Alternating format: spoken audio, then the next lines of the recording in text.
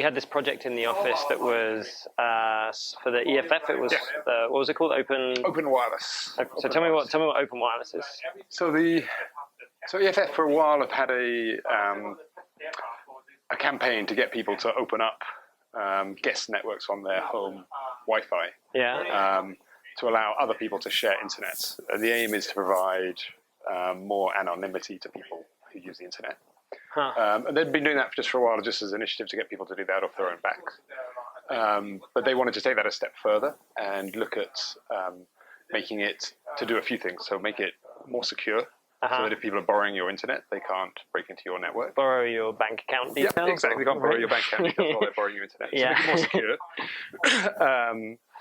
They wanted to make it easy. And they also wanted it not to impact your bandwidth.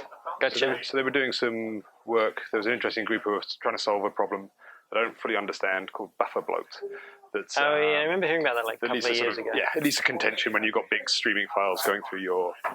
So that was like something that I kept on hearing about a couple of years ago as being super scary, and now I haven't heard about it. So is it like global warming, where it's now not a big deal? It is a big deal, but there's been sort of good marketing. Yeah. Okay, so it's the same thing where it's like it's still going on, but no one's paying attention. Yeah, but so there are solutions. So there's a group been working. So there's a group who've created this software called OpenWRT. I have that on my router. You are a geek. Yes, I am.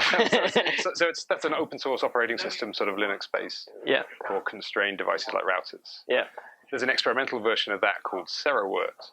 There's a group of people who've been working on algorithms to deal with buffer bloat. That means you can do better prioritization. Okay. So what EFF are trying to do is create a router that's open source. So people can look at it and check that it's good. The community can keep upgrading it. You can be pretty confident around the security of your networks. You actually get better traffic management, so you may even get faster. Oh, cool. So it's like you get a free benefit even. Yeah. Oh, and nice. then what we're also trying to add in is make a better user interface for configuring it. Yeah. Because actually one of the problems we have with a whole bunch of security or privacy software is you need to be a sort of an alpha geek to make it work. Yeah. So I like that because that means I'm cool, right? I'm better than other people. Make it so it's not just for you. Oh. But that's the thing with a lot of privacy or security tools. It's important that lots of people can use them. Yeah. So we're trying to bring a bit of sort of consumer product thinking to the interface for how you how you configure your router. So if you are an alpha geek, you can still SSH in and have full command. Yes. But if you're not, you can have a nice interface and it does the right thing by default. Yeah. And then you can set a few sensible changes without having to sort of reconfigure all of your IP chains or whatever your firewall. Yeah, because I like the OpenWRT thing that I did. It was kind of cool because it's like Linux in this tiny little box, but the UI, it comes with a little Perl like web UI, and it's kind of not. Yeah, this one was initially Lua, and it was great. It exposed everything. So the initial version that we were building off was make everything available, make everything possible. To configure, and obviously that's. Well, one, it led to a big, noisy interface. Right. Like and secondly, it made Linux app. Yeah, and secondly, it made it wide open from a security point of view. So we narrowed it down just to a sort of very few small set of things we thought were really important for people to be able to do, and sort of constrained the rest of it. But so for you, it's interesting just in its own right for sharing Wi-Fi networks to give people access, so they're not necessarily on phone networks that might be being snooped on, or where they can be tracking your GPS. Yeah. But I'm also interested about getting hardware and open hardware into homes, because there's a big sort of possibility of individuals reclaiming compute. Yeah. So at the moment we've pushed all of our services off to the cloud. Yeah. So all our email, our Dropbox, all our files, all our music, everything's living on the cloud. Yeah.